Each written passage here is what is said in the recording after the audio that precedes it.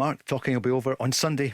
I mean, it's not all going to be decided then, a long way to go. But how big is this game against Rangers? Yeah, it's massive, Paul. They all are. It's the first Old Firm game of the season. 50,000 Rangers supporters in the ground. Right now, Paul, I would make Rangers slight favourites to win the game. But obviously, I think Wednesday night will have a bearing in terms of their mood as well, if there's any injuries or whatever. But right now, I would say Rangers will go into the game in a better frame of mind. There's not much. I'd still say overall Celtic's the better team, the better squad, but just at this particular time and home advantage, which is massive now, I think, with it all being 100% of the home fans. That said, another unknown for the next 5 days at both clubs is a transfer window. So we don't know the ins and outs, but we'll have a settled squad to look at on Saturday morning at both camps. And I would expect Celtic to be doing more business and some serious business. I mean, there's another telling quote from Brendan Rodgers, and this has been a theme now for the past 10-11 days, and his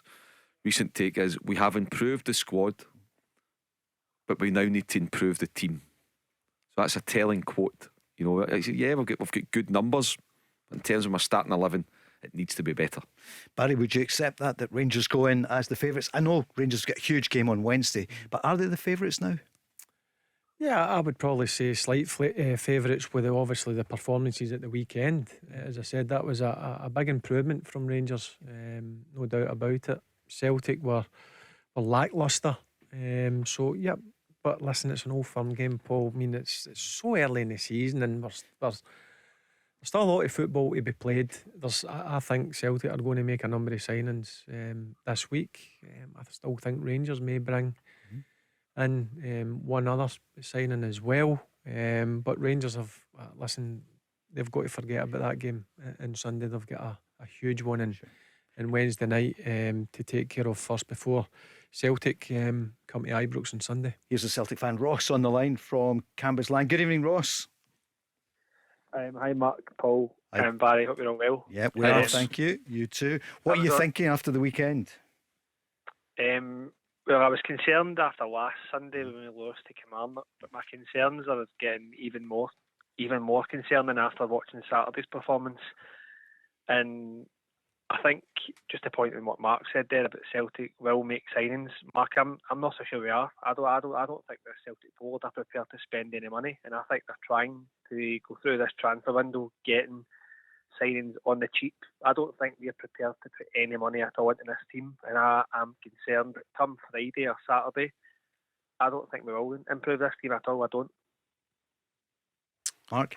Well, there's, I think, Ross's comments kind of sums up the mood of a lot of Celtic fans just now. There's not a lot of faith in the board and the recruitment department. Brendan Rodgers' comments as well. They've got 4 days to salvage it, Paul. And the thing that Celtic have got in their favour, and the fans won't forget if they don't make quality signs in the next 4 days, they're cash rich, Paul. They've never been in a better financial position in terms of their health. And they've sold Jota. They've got Champions League money due to come in. If they don't strengthen the squad, Paul, they run a serious risk of getting battered in the Champions League, and the draw will be made later this week, Thursday I think it is, Paul. And Brendan Rodgers knows that. Brendan Rodgers has not come back here to go into the Champions League and lose 4-5-6-0 in 2 or 3 games. He's not doing it. He is not doing it. He's not here for that, and the Celtic fans shouldn't accept it either. And it's we've only had 4 or 5 days, an injury crisis at the back. 2 or 3 months, and like I said, the last 2 windows at Celtic have been poor. Apart from Alistair Johnson, last 2 windows in terms of success has been signings has been poor. So Celtic need to go and do it. And also as well, once the Champions League draw is made, Celtic Football Club will be asking their fans to fork up in excess of £100 each for their 3-match ticket package. So they need to go and get it right. Need to use all their contacts, all their power, all their financial muscle to go and make sure that come Saturday morning, the Celtic manager and the Celtic fans are smiling.